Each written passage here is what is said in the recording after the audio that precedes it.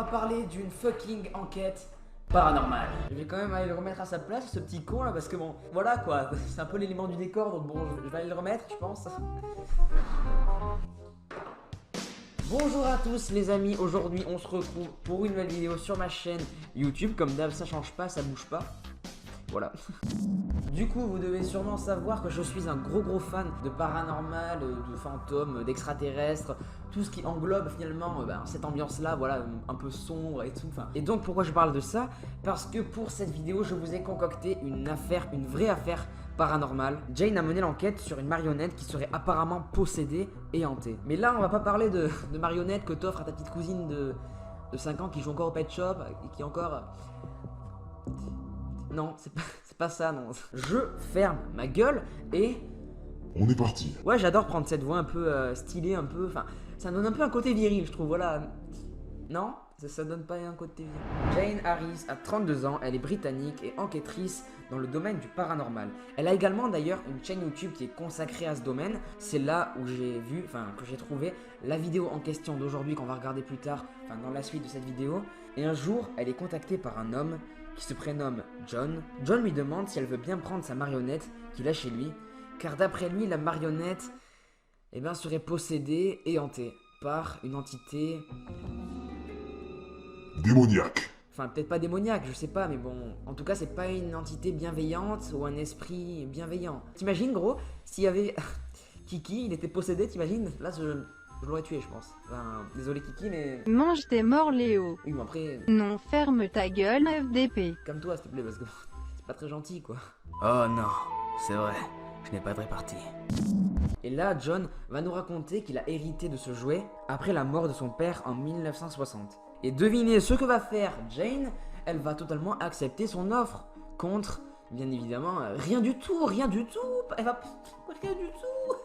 L'école, putain de débile. Jane va accepter la demande de John du coup et elle va l'emmener chez elle. Mais Jane va dire qu'elle s'en fout de l'argent parce que elle, ce qui l'intéresse, c'est juste de prouver à tout le monde, à tous les médias, à tous les gens qui ne croient pas au paranormal, que dans cette marionnette, il y aurait possiblement une entité ou un esprit.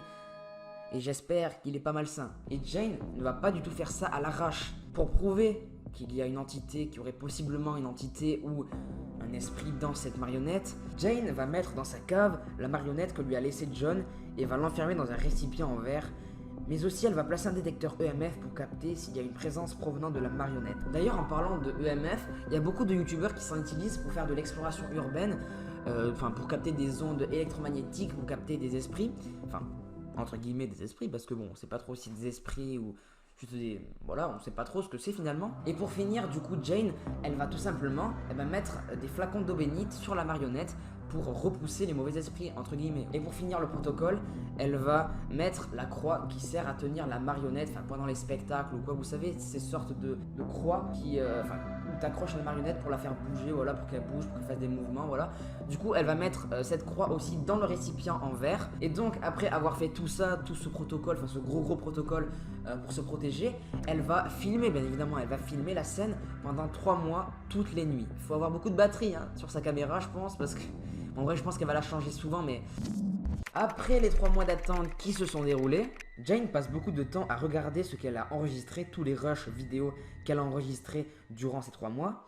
Et elle va faire une découverte que toi-même, t'as pas envie de voir. Comme j'ai dit précédemment, t'as pas du tout envie que ça t'arrive, non. Maintenant, vous êtes sûrement habitués. Je vous laisse regarder le court extrait que a filmé, que a capturé l'enquêtrice du paranormal, Jane Harris. Vous allez voir, c'est extrêmement bizarre, extrêmement flippant, extrêmement creepy. Je suis pas très fort en anglais, mais c'est pas grave. Ok, creepy, je sais pas, ok, arrêtez. Et bref, je vous laisse avec l'extrait. C'est parti.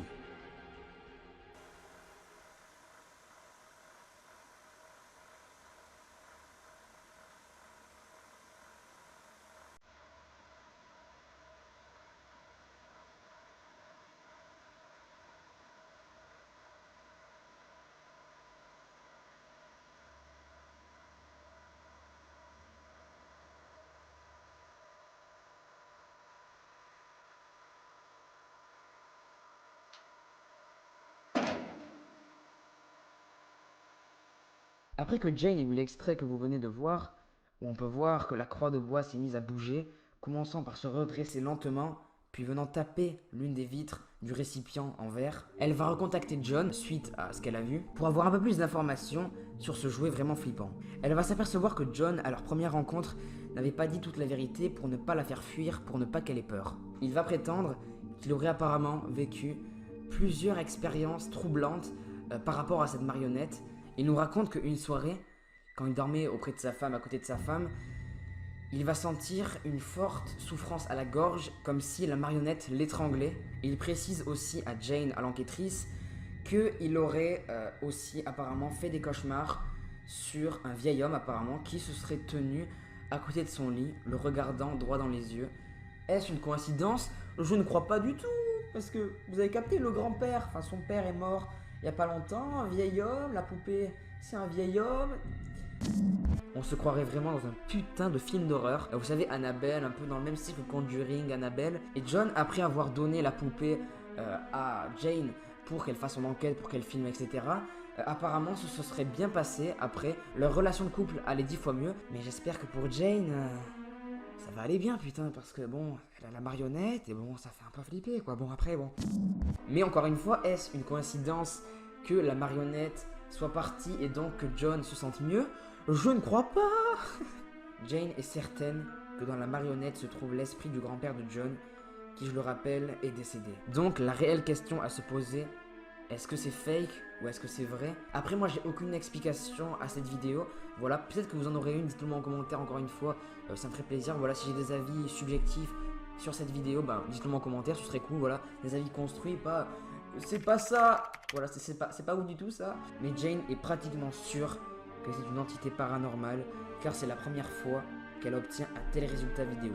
Serait-ce une entité démoniaque? On ne sait pas, mais bon, c'est quand même un peu creepy, un peu... Mais voilà, je voulais vous partager cette vidéo, cette vidéo que a prise Jane Harris, parce que je la trouvais vraiment super passionnante, voilà. Enfin, passionnante non, mais l'enquête était plutôt passionnante, franchement. Tous les éléments mis bout à bout, ben, ça fait quand même... tu te poses des questions, voilà, si c'est fake ou vrai, tu vois, enfin... Moi j'irais plus vers le côté vrai, mais bon, on sait jamais, hein, franchement, il y a tellement de fakes sur Instagram, Twitter, etc. Les poupées qui bougent, qui se tournent la tête, etc. Enfin, je vous mettrai des images, voilà, enfin bon, ça c'est pas trop vrai, je pense, voilà, mais c'est des fakes comme d'hab. Mais cette enquête, voilà, elle m'a... J'étais en mode, non, c'est bon. Je sais pas trop, finalement, je sais pas trop, t'es en mode, je sais pas trop, tu vois. On a compris, Narvalo. Après, c'est sûr qu'il n'y a que Jane qui peut nous dire si c'est vrai ou fake.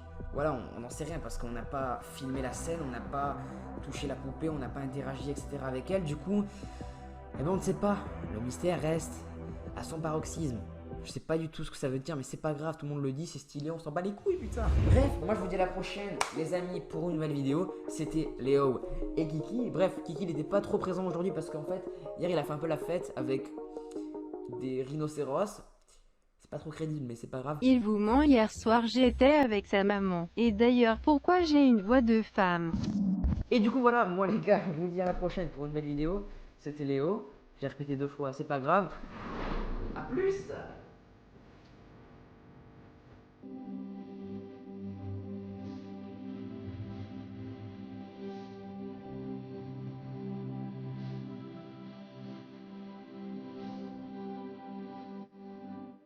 To use the floor space.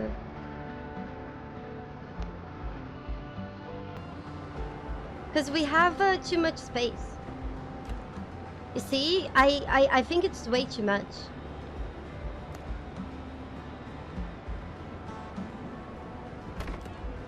We can just, I wonder if we can sit on the chair.